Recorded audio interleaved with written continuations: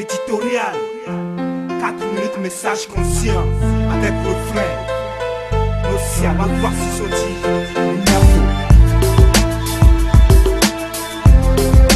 Mitonya ovide, ayo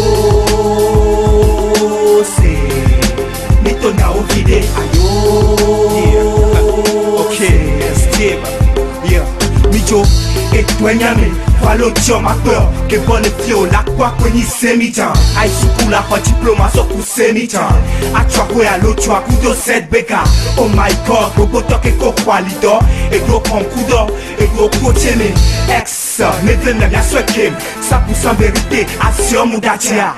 Papa do 58 ans parle con hayame et soin et fleur wa que con le homme de camé un couple de milo et m'appelle cavia quoi et le water salaire à yemou legno et la ta ou la tout nous confetti et soti qu'un vrai transport à vague et soin la tout nous la ta pour à Georgie à City qu'un vrai de Dieu t'en vague de viola tout nous la da ou soukoulouti sans économie papa beka pour na kenken 2 ans PV et là il retraite et ton pote tu as vu les barres avant tu Mama yasime, trokwa lopalo Eche koko dua mujo sane pepo Nejija, asiame mujo nyana nono Lendo kusunwa, bobo bobo henya sowu Wa chaque temps, amofada pa konempo Ouais, Mitonya wocho amlenko Je prends mon rôle comme étant venu du ciel Je parle ce qui va pas, c'est ça mon boulot Écoute les cris du peuple, trop de jeunes pleurent Trop de jeunes souffrent, trop de jeunes crèvent Trop, putain, trop, tout c'est trop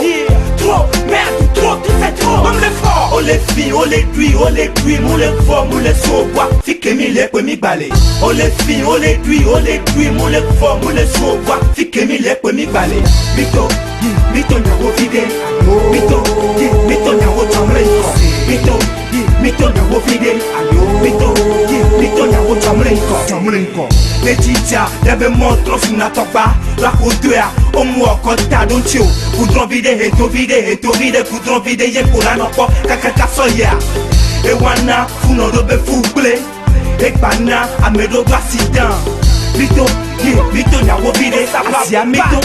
Mitonya wo chamlenko Amejaku, yoko kweso yikon grandi Obe docteur de kakou le mec il n'est pas libre Amiale CBV, et les doigts roukri Et les tapao, et les yomaou Après des heures, qu'un kwe docteur ababa Que de poton noir, et mati que soti va comme Les mines ploa, ye mate ouais bédo Les mines pratiques ou abe, ye mate ouais bédo Mito, Mitonya wo vide ça va Mitonya wo chamlenko Amejobi abachume, avalia tanawa Nde toro wo kwitome, yebe nyakulajo Parce que ni yovo Eni Ibo, Eni Libanais, et là des cachetos, corruption en avant, le peuple en arrière, ça coupelia, les premiers les forts, le universitaire, au lac Babobo, quand au fond a une achou, 3 heures du matin, parce que au doku, 7 heures du matin, étudiant souvent, on a levé du prix, Mitonya wo vide ça va pas Mitonya wo chamlenko Je prends mon rôle comme étant venu du ciel Je parle ce qui va pas, c'est ça mon boulot Écoute les cris du peuple, trop de jeunes pleurent Trop de jeunes souffrent, trop de jeunes crèvent Trop, putain, trop, tout c'est trop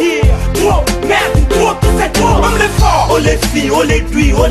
on les fort, on les sauvois Fique mi les poids mi balé On les filles, on les cuits, on les fort, on les sauvois Fique mi les poids mi balé Mito, Mitonya wo vide Mito, Mitonya wo chamlenko Mito